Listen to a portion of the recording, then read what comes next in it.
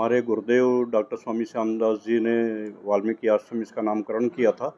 उस समय यहाँ पर श्री राम कथा मंदाकिनी का नवान पारायण वाल्मीकि रामायण कथा का हुआ था और काफ़ी बृहद कार्यक्रम था।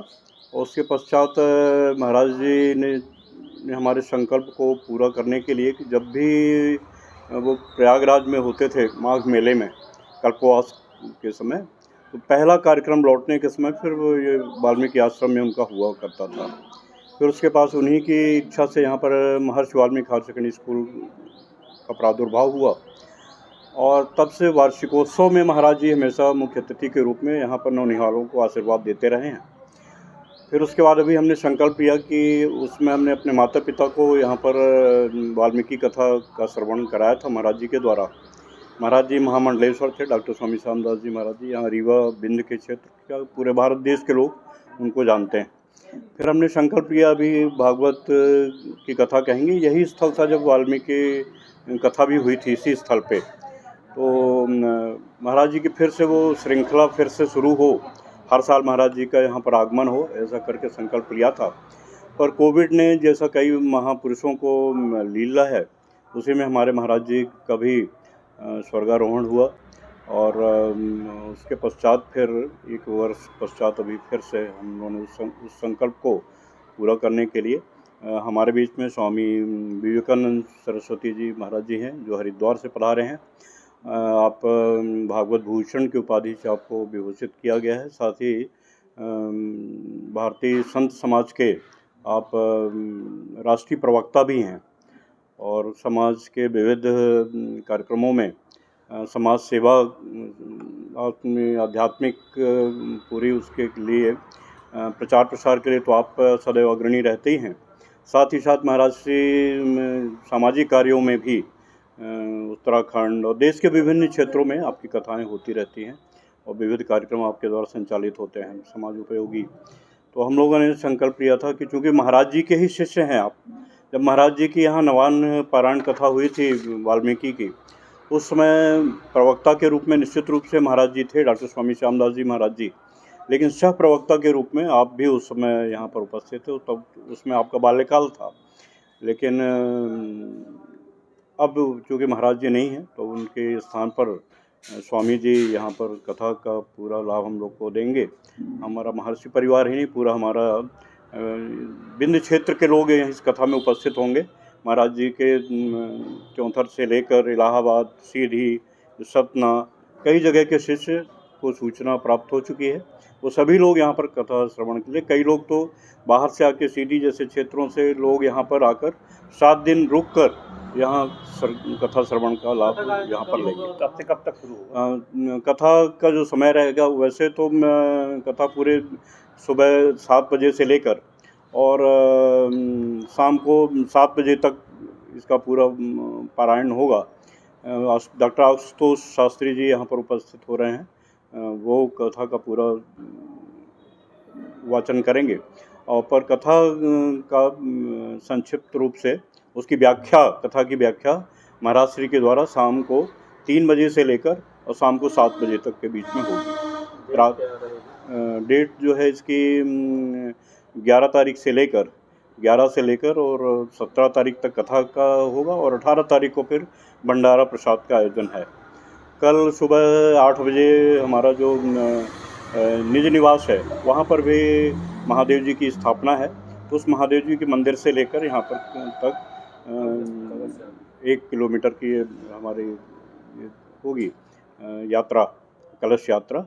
उसी से कार्यक्रम की शुरुआत होगी। विविध और कार्यक्रम होंगे जिसमें भजन वगैरह हैं। इंदौर से टीम आ रही भजन के लिए, स्वयं वो भजन का यहाँ पर वो करेंगे। तो इस तरह से हमारी संस्था की पूरी महाराज जी के द्वारा ही, डॉक्टर स्वामी श्यामदास जी और स्वामी विवेकानंद जी के आशीर्वाद से ही यह संस्था निश्चित रूप से वह अपनी उद्देश्य को पूरा करते हुए महाराज जी की जो इच्छा थी यहाँ पर बच्चों का पठन पाठन और ये सारी और आध्यात्मिक गतिविधियाँ, सामाजिक गतिविधियाँ हो, उसको पूरा करने के लिए हमारा महर्षि परिवार एक कृत संकल्पित है। मैं आगे की जानकारी लिया और मेरी बहुत दिनों से इच्छा है, मैं व्यक्तिगत रूप से आपसे कहना चाहूँगा कि मैं चूँकि शासकीय सेवा में था तो शासकीय सेवाओं में के इर्द-गिर्द ही हमारी पहले दिनचर्या हुआ करती थी। अभी मैं वहाँ रिटायर हो गया हूँ वहाँ से, और रिटायरमेंट के ठीक दूसरे दिन, क्योंकि उस दिन हमारा जन्मदिन बच्चों ने यहाँ पर मनाया था। बच्चों ने क्या, महर्षि परिवार ने ही मनाया था। तो उसी दिन हमने मंच पर बैठे, जैसे अभी आपसे बातचीत कर रहा हूँ, इसी बातचीत के बीच में ही मेरे मन में ख्याल आया कि मैं ये पूरा आगे का जो शरीर है, जब तक जीवित रहूँगा, युवाओं के लिए, बच्चों के लिए मेरा ये शरीर रहेगा। पूरा मेरी जो लौकिक जवाबदारियाँ हैं वो सारी समाप्त हो चुकी हैं। अब मेरा पूरा जो जीवन है ये बच्चों के लिए और समाज के लिए रहेगा। उसी बीच में हमने घोषणा की थी कि मैं अपना इस जो लौकिक शरीर है, पार्थिव शरीर, इसको मैं मेडिकल कॉलेज को बच्चों को पढ़ने के लिए ही हमने इसको डोनेट कर दिया। इसकी भी घोषणा हमने उस दिन की थी। और युवाओं के बीच में, जैसा भी हम लोग की व्यक्तिगत चर्चा हो रही थी, कि युवाओं के बीच में अब रहकर और नौनिहालों के बीच में रहकर सारा जीवन व्यतीत करने की इच्छा है। तो मैं चाहता था कि आप लोग के बीच में मेरी एक बातचीत हो। गौतम जी ने बहुत इच्छा, ये आपके ही प्रेरणा से आप सब आए हैं। तो सबसे पहले मैं गौतम जी को धन्यवाद अदा करता हूँ। प्रिंसिपल हमने वहाँ पर कार्य किया और जॉइंट डायरेक्टर के भी प्रभार में मैं रहा वहाँ। तो आगे का जो कार्यक्रम है, तो मैं चाहता हूँ कि जो भी हमारे नौनिहालों की गतिविधियाँ हों, तो आपके माध्यम से समाचार पत्रों ने मुझे बहुत ही सहयोग पहले भी दिया था। जब यहाँ पर वाल्मीकि कथा हो रही थी, उस समय के पत्रकार तो शायद वो अभी आफ्ताब जी हैं, और उस समय के ये उस समय आया करते थे, बहुत छोटे थे, बच्चे जैसे थे। तो बहुत बढ़ चढ़ कर लोगों ने सहयोग प्रदान किया था। मैं चाहता हूं कि इस कार्यक्रम को तो आप कवरेज देंगे ही आप। हमारे नौनिहाल और भी विविध कार्यक्रम हमारे प्रेरणा से वो करते रहते हैं। मैं चाहूँगा कि भविष्य में भी आप इस परिवार को, महर्षि परिवार को, आप लोग सहयोग प्रदान करें। इसीलिए हम आपसे व्यक्तिगत बातचीत हम करना चाह रहे थे। पत्रकारों से मेरा बचपन से ही, जब मैं युवा था तब से मेरा बहुत ही नाता रहा है। मैं जब निमाड़ और मालवा क्षेत्र में कार्यरत था, उस समय भी मेरी सामाजिक गतिविधियों में जुड़ा रहता था। जेसी चैम्बर था वहाँ, जूनियर चैम्बर, वो अंतर्राष्ट्रीय संगठन है। वहाँ पर रमेश मंगल हुआ करते थे इंदौर में, और यहाँ पर खंडवा में मैं पदस्थ था, तो वहाँ पर भी पालीवाल जी थे। काफ़ी अच्छे पत्रकार लोग थे। तो पत्रकार बंधुओं से मेरा बहुत ही पुराना रिश्ता रहा है। इनसे मिलना, इनसे बात करना मुझे बहुत अच्छा लगता है। तो इसी तारतम्य में हमने गौतम जी से संपर्क किया कि गौतम जी, मेरी इच्छा है कि हम लोग अपनी भावनाओं को आप तक पहुँचाएँ। तो गौतम जी ने इस कार्य को अंजाम दिया, और आप सब लोग बड़ी सहजता और सरलता के साथ में हमको उपलब्ध हुए हैं। इस बात के लिए मैं आप सबका बहुत धन्यवाद अदा करता हूँ। और मैं चाहूँगा कि आज, चूँकि कल से कार्यक्रम हमारा शुरू होना है, तो हमने अपनी भावनाओं को रखा, और मैं चाहूँगा जिस दिन अंतिम दिन हो, उस दिन भी आप लोग ज़रूर पधारें। उस दिन में हम आपका एक सम्मान करना चाहेंगे। तो मैं जानता हूँ आप लोग का समय बहुत कीमती होता है, पर क्योंकि समाज से जुड़े हैं आप लोग भी, समाज से सीधा रिश्ता नाता होता है आपका, और एक सामाजिक कार्य ही है ये। तो मैं चाहूँगा कि अंतिम दिन फिर आप लोग एक बार हमको समय देंगे, रोज़ तो देंगे ही, और उस दिन सभी लोग आएंगे, तो उस दिन भी हम एक सम्मान आपका करना चाहेंगे। तो इन्हीं बातों के साथ मैं स्वामी जी से निवेदन करता हूँ। श्री राम जय राम, जय जय राम। श्री राम जय राम, जय जय राम। श्री राम जय राम, जय जय राम। श्री राम जय राम। श्री राम शरणं समस्त जगतां, रामं विना का गति। रामेण प्रतिहन्यते कलिमलं, रामाय कार्यं नमः। रामात्रश्यति कालभीमभुजगो, रामस्य सर्वं वशे। रामे भक्तिरखण्डिता भवतु मे, रामत्वमेवाश्रयः। वंशी विभूषितकरान् नवनीरदाभात्, पीताम्बरादरुणबिम्बफलाधरोष्ठात्। पूर्णेन्दुसुन्दरमुखादरविन्दनेत्रात् कृष्णात् परं किमपि तत्त्वमहं न जाने, कृष्णात् परं किमपि तत्त्वमहं न जाने, कृष्णात् परं किमपि तत्त्वमहं न जाने।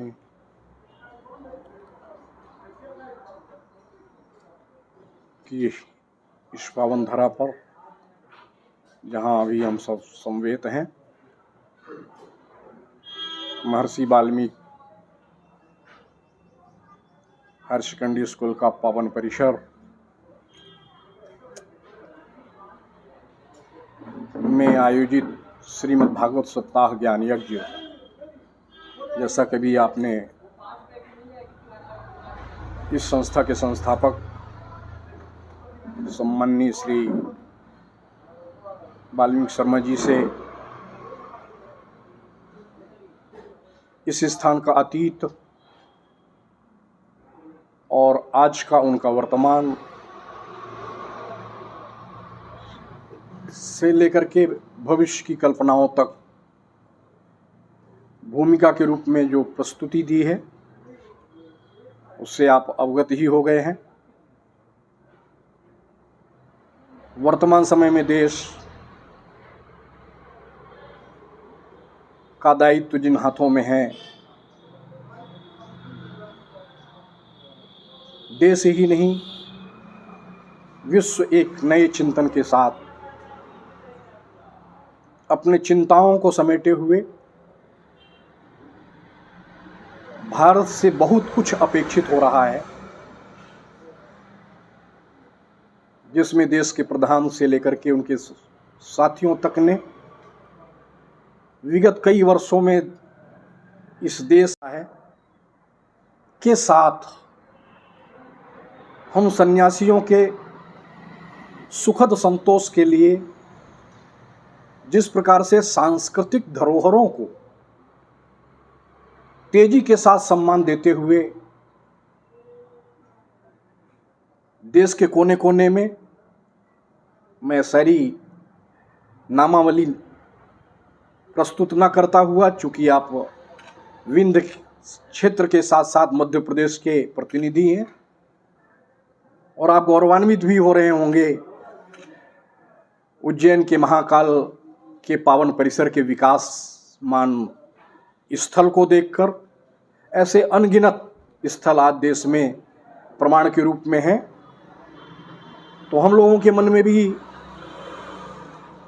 जब से संन्यास लिया है तब से, और सन्यासियों का ये संकल्प ही रहा है कि जहां हम भी ठीक से जिएं और जिस ठीक से जीने की कला को सीखें उसे समाज में भी न केवल वितरित करें, बल्कि आप जैसे युवाओं के कंधे से कंधा मिलाकर एक तरफ आप अपने सामाजिक दायित्वों के साथ देश को आगे बढ़ाने में अपनी कलम के साथ जैसे आप सशक्त सहयोग समाज को देते हैं, हम लोग अपनी वाणी के द्वारा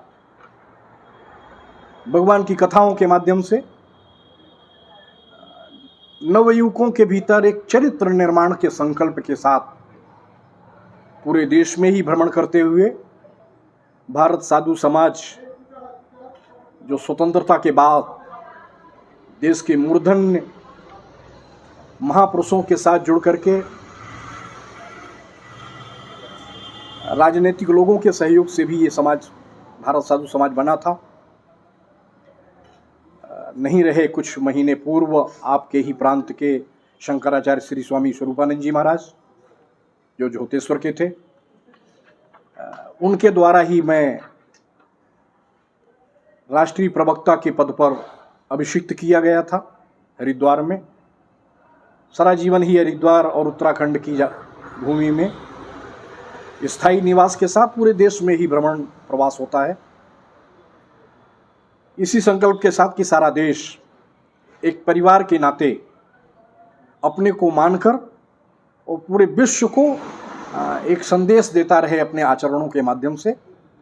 उसी संकल्प की परिपूर्ति के क्रम में सम्माननीय शर्मा जी का संकल्प, जो अपने पूज्य गुरुदेव डॉक्टर स्वामी श्याम देवाचार्य जी महाराज के द्वारा इस भागवत को संपन्न होना था। हमारे हरिद्वार में ही उनका स्वास्थ्य बिगड़ा कुंभ मेले में, मैं वहाँ उपस्थित था और मैंने आग्रह भी किया था कि अब आप हरिद्वार छोड़ के ना जाएं कहीं, शायद यहाँ स्वास्थ्य आपका ठीक हो। तो प्रभु की जो इच्छा थी वो हरिद्वार में नहीं रह पाए। उनके अंतेवासी लोगों ने लंबी यात्रा करा करके जबलपुर तक पहुँचाया और अंत में उनका शरीर शांत हो गया। उनका संकल्प, मुझको भी उन्होंने कहा था कि उस भागवत में आपको रहना है, मैंने भी यहाँ किया था किंतु वो नहीं रह पाए।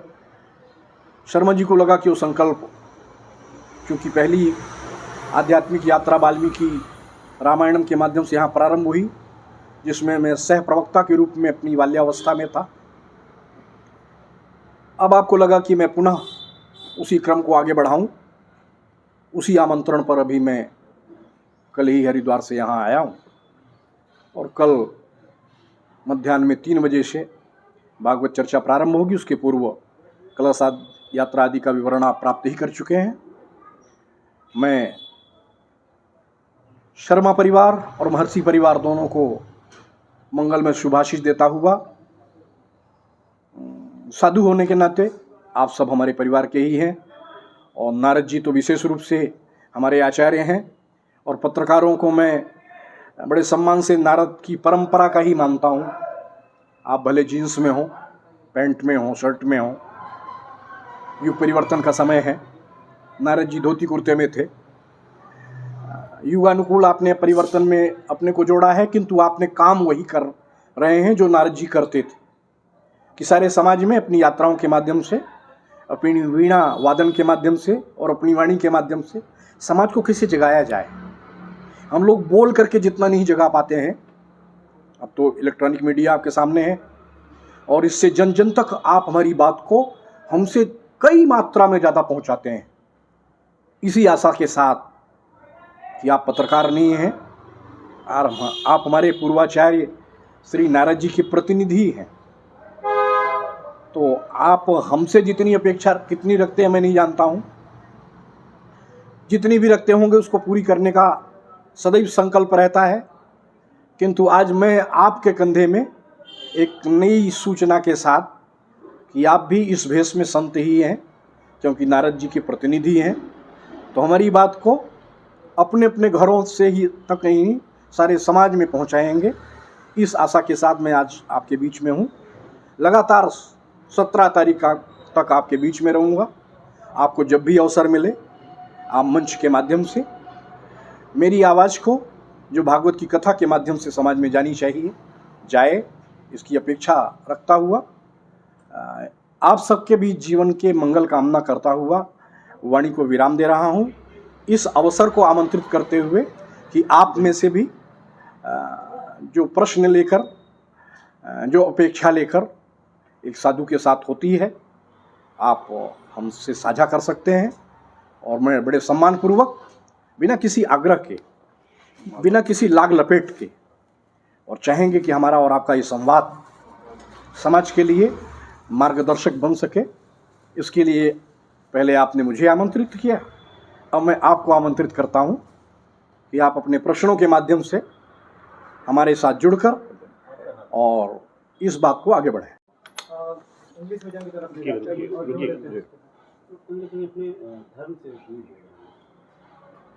निश्चित रूप से आपकी ये चिंता हमारी चिंता है, क्योंकि इसका दायित्व हम लोगों के ऊपर है। निश्चित रूप से अर्थवाद के दौड़ में और भारतीय संस्कृति के विरुद्ध कहूँ तो उचित नहीं होगा, नई कलाओं के उत्साहवर्धक वातावरण में जो कलाएं स्वतंत्र तो नहीं दिख रही हैं, स्वच्छंद दिख रही हैं। मैं स्वतंत्रता का पक्षधर हूँ, किंतु स्वतंत्रता अगर स्वच्छंदता में परिवर्तित हो जाए तो न केवल अपने लिए हानिकारक होती है, सबके लिए हानिकारक हो जाती है। आज चलचित्र मंदिरों में जिस तरह से चलचित्रों का प्रदर्शन हो रहा है, जो केवल थिएटर रूमों से निकलकर और चैनलों के माध्यम से भी, और अब तो यूट्यूब का ज़माना आ गया, कैसा इन बहनों के सामने, भाइयों के सामने परोसा नहीं जा रहा है। खुली छूट मिल रही है मोबाइल आदि के माध्यम से, जो अपने परिवार के आग्रह के बाद भी छुप छुप कर, दुराग्रही होकर जिस तरह से मोबाइल के साथ उनका जीवन साथ बना है, वह भी एक कारण तेजी से हमारे बालक बालिकाओं के संस्कारों को धूमिल कर रहा है और परिवार के गार्जियनों से दूर कर रहा है। और मैं इस बार तय करके आया हूं कि 101% शुद्ध भागवत सुनानी है शर्मा जी को। इसके पूर्व मैं विख्यात रहा हूं सामाजिक परिवेश में होने वाले इस प्रकार के जो प्रश्न आपने उठाए हैं कि कैसे रोका जाए युवकों और युवतियों को, नए समाज को जो उस तरफ जा रहे हैं जहां संस्कार कहना भी उचित नहीं होगा।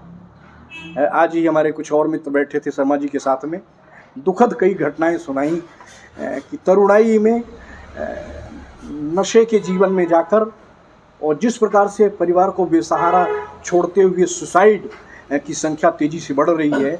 शायद आप पत्रकार बंधुओं को भी ये चिंता का विषय होगा। मैं आपके साथ साझा कर रहा हूं कि जितने चिंतित आप हैं उससे ज़्यादा चिंतित हम लोग भी हैं, किंतु थोड़ा सा हमारे समाज में भी उसको हम व्यास समाज भी कहेंगे, संत समाज भी कहेंगे, साधु समाज भी कहेंगे, जिन्होंने थोड़ा सा नई दौड़ में अपने आप को जोड़ करके और धर्म को जिस शुद्धता के साथ परोसना चाहिए वो कमर्शियल क्षेत्र में चले गए और जितना शुद्ध परोसना चाहिए उतना शुद्ध नहीं परोस पा रहे हैं, जिसकी हानि आज समाज को भी हो रही है।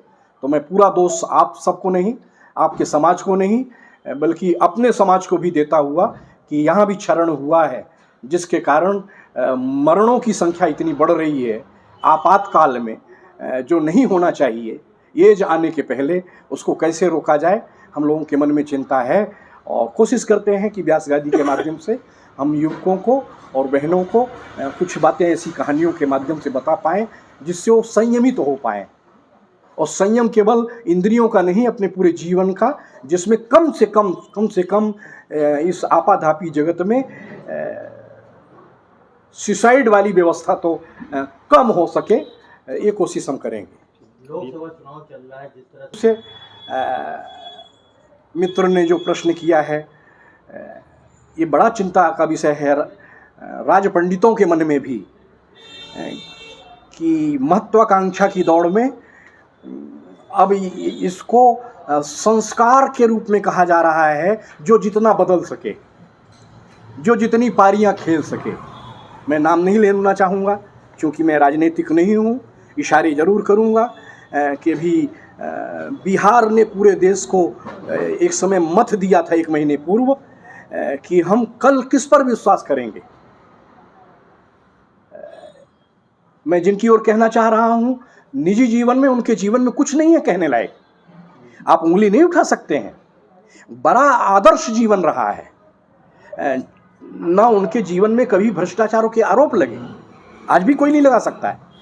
किंतु एक नया शब्द राजनीति के क्षेत्र में आया है, पलटू राम, और उसके वो आचार्य हो गए और उनके आचार्यत्व में कितनी पलटियां मारी हैं लोगों ने।